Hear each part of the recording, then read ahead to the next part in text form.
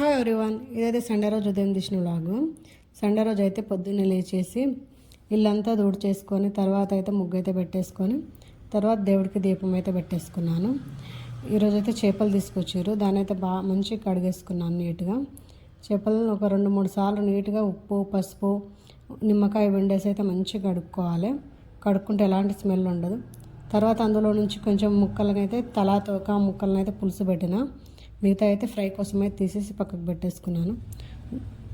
వాటికి కొంచెం పసుపు కారము ఉప్పు వేసి కలిపి పెట్టేసుకోవాలి, ముక్కలకు మంచిగా పడుతుంది.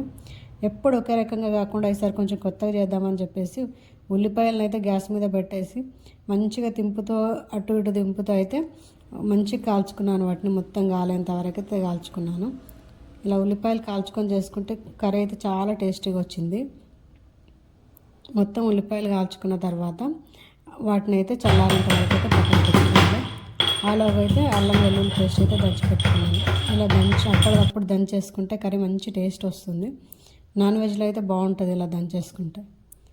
తర్వాత పొయ్యి మీద ఒక మట్టి పాత్ర పెట్టి అందులో కావాల్సిన ధనియాలు జీలకర్ర మెంతులు ఈ పొడినైతే మంచిగా వేయించుకున్నాను. అవి వేగేలోగా అయితే ఉల్లిపాయలు మొత్తం పైన కాలింది మొత్తం తీసేసుకోవాలి. ఇలా మొత్తం తీసేసి ఆ ఉల్లిపాయలో కొంచెం పచ్చి కొబ్బరి వేసి మిక్సీ పట్టుకోవాలి. చాలా కావాల్సిన ఉల్లిపాయ పేస్ట్ ధనియాల పొడి చింతపండు అల్లం వెల్లుల్లి పేస్ట్ ఇవన్నీ రెడీగా ఉంటే 10 నుంచి 15 నిమిషాల్లోగా హాయిగా చేసేసుకోవచ్చు. చేపల పులుసు తొందరగా రెడీ అయిపోతుంది ఇవన్నీ రెడీ ఉంటే.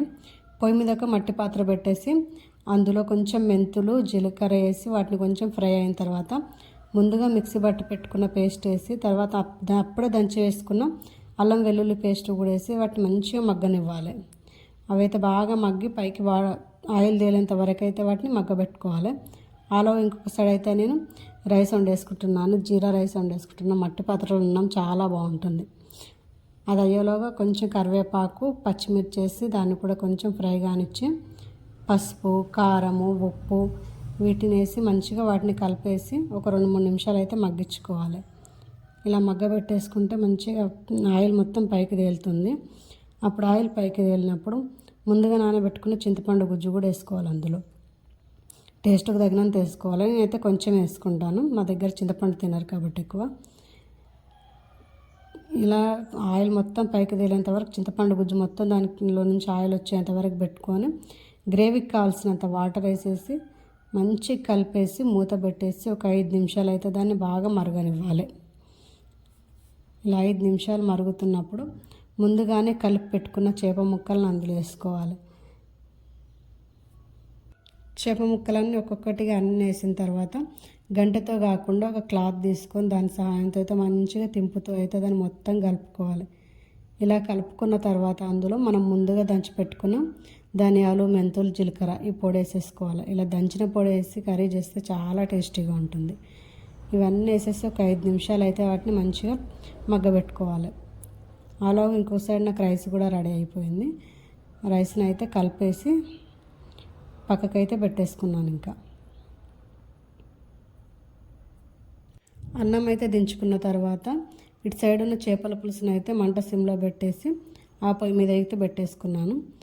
ఆల్మోస్ట్ అయిపోయింది, ఇంకొక 5-2 నిమిషాలు అలా పెట్టేసుకుంటే సరిపోతుంది. ఈలోగా జొన్నరొట్టె కోసం అయితే పొయ్యి పైన పెంక పెట్టేసుకున్నాను. చూడండి, చేపల పులుసు అయితే సూపర్ టేస్ట్గా రెడీ అయిపోయింది. మంచిగా మసాలా పట్టేసి దానికి అందులో కొంచెం కొత్తిమీర వేసేసి మూత పెట్టేసుకుంటే అయిపోయింది. ఎంతో టేస్టీగా ఉండే చేపల పులుసు అయితే రెడీ అయిపోతుంది. మాకు మాత్రం నాన్ వెజ్ అంటేనే జొన్న రొట్టె. ఏ నాన్ వెజ్ వండినా జొన్న రొట్టె కావాలి. అందులోకి అయితే చేపల పులుసు చికెన్ మటన్ ఏది ఉన్నా కూడా అందుకోసం అయితే జొన్న రొట్టె చేసుకుంటున్నాను నేను. జొన్న రొట్టెలు చేసేసుకోవడం అయిపోయిన తర్వాత మొత్తం క్లీన్ అయితే చేసేసుకున్నాను. జొన్న రొట్టెకి వాటర్ పెట్టేసి 2 వైపులా తింపేస్తూ మంచిగా కాల్చుకోవాలి. చాలా బాగుంటుంది చేపల పులుసుతో జొన్న రొట్టె. చేపల పులుసుతో కానీ చికెన్తో మటన్తో దేంతో అయినా పర్లేదు, జొన్న రొట్టె సూపర్గా ఉంటుంది. ట్రై చేయండి, చాలా బాగుంటుంది. అది అయిపోయిన తర్వాత తీసిపెట్టిన ముక్కలకైతే చేప ముక్కలకైతే కొంచెం ఉప్పు కారం పసుపు ధనియాల పొడి అన్నీ పట్టించేసి వాటిని అయితే పక్కకు పెట్టేసుకున్నాను. మధ్యాహ్నం లంచ్ అయిపోయిన తర్వాత సాయంత్రం నుంచి పొద్దున్న నానబెట్టిన బట్టలు ఉంటే బట్టలన్నీ ఉతికేసుకున్నాను. బట్టలన్నీ ఉతికేసుకొని తర్వాత వాటిని అయితే బయటికి తీసుకెళ్ళేసి ఎండకేసా. నేను ఎండకేసే టైంలో అయితే మొత్తం వర్షం పడేలాగా ఉంది. ఎండకైతే వేసాక అది ఎప్పుడు వర్షం పడుతుందో తెలియదు. తర్వాత అయితే మధ్యాహ్నం వంట చేసినవి తిన్నవన్నీ సామాన్లు అయితే కడిగేసుకున్నాను. బాటిల్లో అయితే కొంచెం రాళ్ళు ఉప్పు వేసి కొంచెం వింబార్ వేసి మంచి వాటర్ వేసి వాటిని అయితే కడుక్కుంటే వారంకి ఒకసారి నీట్గా అయితే బాటిల్ ఎలాంటి స్మెల్ ఉండదు, లోపల ఏం కూడా ఏముండదు, ఎలాంటి బ్యాక్టీరియా ఉండదు. ఇలా కడిగేసుకొని నీట్గా పెట్టేసుకోవాలి, వారంకి ఒకసారి బాగుంటుంది. తర్వాత అయితే గ్యాస్ చేసుకున్నది, ఇల్లు చేసుకున్నది. ఇక్కడ చెత్త కోసం అయితే చెత్త బండ్లు ఏం రావు, అందుకని వారంకి ఒకసారి చెత్తను అంతా అయితే గాలబెట్టేసుకోవాలి. ఇలా తడి చెత్త పొడి చెత్త అంతా ఒక దగ్గర వేసేసుకొని వారంకి ఒకసారి అయితే గాలబెట్టేసుకుంటారు అందరూ. ఎవరి ఇళ్ళక్కడ వాళ్ళు ఒక గుంతతో వేసి ఆ గుంతలు వేసేసి అయితే గాలబెట్టేసుకుంటారు. నైట్కి అయితే ఫిష్ ఫ్రై చేసేసుకొని దోశలు వేసేసుకున్నాం. వీడియో నచ్చితే like and subscribe. Thank you for watching.